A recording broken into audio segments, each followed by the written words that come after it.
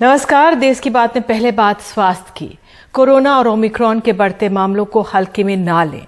खासकर देश की राजधानी दिल्ली और महाराष्ट्र में सतर्कता बहुत जरूरी है। मुंबई में तो धारा 144 15 जनवरी तक आज से लगा दी गई है, लेकिन दिल्ली में ऐसा नहीं है। दिल्ली में ओमिक्रॉन का कम्युनिटी ट्रांसमिशन या सामुदायिक संक्रमण कहें बताया जा रहा है। देश भर में ओमिक्रॉन के 1300 मामले सामने आए, इनमें से 60% दिल्ली और महाराष्ट्र से हैं। ओमिक्रॉन की मौजूदगी अब देश के 23 राज्यों में है। महज 30 दिनों में एक से बढ़कर ओमिक्रॉन के मामले 1270 तक जा पहुंचे हैं। स्वास्थ्य मंत्रालय के सूत्रों के मुताबिक 12 दिसंबर से अब तक की गई जीनोम सीक्वेंसिंग में 18% सैंपल में ओमिक्रॉन वेरिएंट की मौजूदगी है।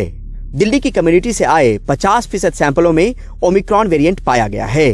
दिल्ली में ओमिक्रॉन वेरिएंट का कम्युनिटी ट्रांसमिशन है। मुंबई की कम्युनिटी में इसके असर और मौजूदगी का आकलन अब भी चल रहा है। इस महीने करीब 16,000 पॉजिटिव सैंपल्स का जीनोम सीक्वेंसिंग किया गया। सभी बड़े महानगरों के अलावा हैदराबाद के भी सभी पॉजिटिव सैंपलों को जीनोम सीक्वेंसिंग के लिए भेजा जा रहा है, जिससे पता चल सके कि आखिर कौन सा वेरिएंट मामले बढ़ा रहा है। पुराना वेरिएंट 8 से 9 दिनों में कोरोना के मामले दुगुना कर रहा था, पर ओमिक्रॉन की दुगुना करने की क्षमता 2 से 3 दिनों में ही है। कोरोना के मामले घटकर एक बार फिर बढ़ने लगे हैं। बुधवार को देश में 9,000, गुरुवार को 13,000, तो शुक्रवार को कोरोना के 16,000 के आसपास मामले आए हैं। इशारा साफ है, ये तीसरी लहर की दस्तक है और मामले कहां जाकर रुकेंगे पता नहीं। लिहाजा सावधानी में ही सुरक्षा है। नई दिल्ली से परिमल कुमार, एनडीटीवी इंडिया। और इस पर कुछ और जानकारी दे रहे हमारे सहयोगी परिमल कुमार। 30 दिनों के भीतर भारत में ओमिक्रॉन के करीब 1300 मामले सामने में निकल कर आए हैं और अब जब स्वास्थ्य मंत्रालय के सूत्रों की तरफ से जानकारी मिल रही है, उसके मुताबिक जितनी जीनोम सीक्वेंसिंग की गई उसमें 18% सैंपल में ओमिक्रॉन की मौजूदगी मिली है। और ये जीनोम सीक्वेंसिंग का जो डेटा है वो 12-13 दिसंबर के आसपास जितनी जीनोम सीक्वेंसिंग की गई है उस आधार पर ये जानकारी मिली है।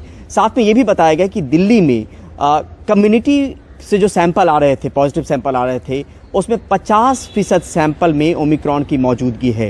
यानी कम्युनिटी वाला सैंपल वो सैंपल होता है जिनकी कोई फॉरेन ट्रैवल हिस्ट्री नहीं होती है, लेकिन उनमें ओमिक्रॉन की मौजूदगी मिल रही है। और सीधे तौर पे सूत्र ये भी बता रहे हैं कि दिल्ली में ओमिक्रॉन का कम्युनिटी ट्रांसमिशन है, जहाँ पे ये पता नहीं चल पा रहा है कि आखिर उनमें ये वेरिएंट आया कहाँ से।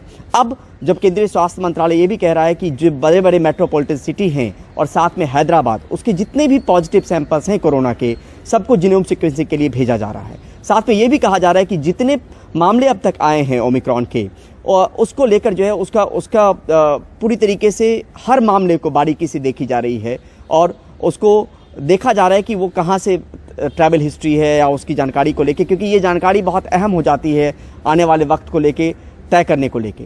मुंबई को लेके ये कहा जा रहा है कि वहाँ भी मामले ज़रूर ज़्यादा आ रहे हैं, लेकिन कम्युनिटी में इसका स्प्रेड कितना है इसको लेकर अब तक आकलन नहीं हुआ है। वो आकलन का काम जो है वो फिलहाल चल रहा है। डबलिंग रेट की बात करें, डबलिंग रेट वो होता है जिसमें मामले डबल होते हैं। पुराने वेरिएंट में 8 से 9 दिन लग रहे थे मामले डबल होने में, ओमिक्रॉन में 2 से 3 दिनों में मामले डबल हो रहे हैं। तो ये भी एक चिंता का विषय है और ये तमाम चीज़ें जो है वो उस पर नज़र ज़रूर है। लेकिन अब ये तीसरी लहर की दस्तक है एक तरीके से। वो इसलिए भी है कि हमने देखा कि पहली लहर में करीब 90,000 से ज़्यादा मामले हुए थे। जब वो गिर के आया तो 9,000 के आसपास आया। उसके बाद 9,000 से मामले उठने शुरू हुए और दूसरी लहर में हमने देखा कि 4 लाख से ज़्यादा मामले रिपोर्ट हो रहे थे रोजाना। वो जब गिर के आया तो करीब 6,000 के पास मामले गिरे और बीते 3 दिनों से 9,000, 13,000 और 16,000 कोरोना के मामले देश में आ रहे हैं। किस तरीके से कोरोना फिर से पांव पसार रहा है और इसमें लोगों को एहतियात बरतने की ज़रूरत है, क्योंकि सावधानी में ही सुरक्षा है।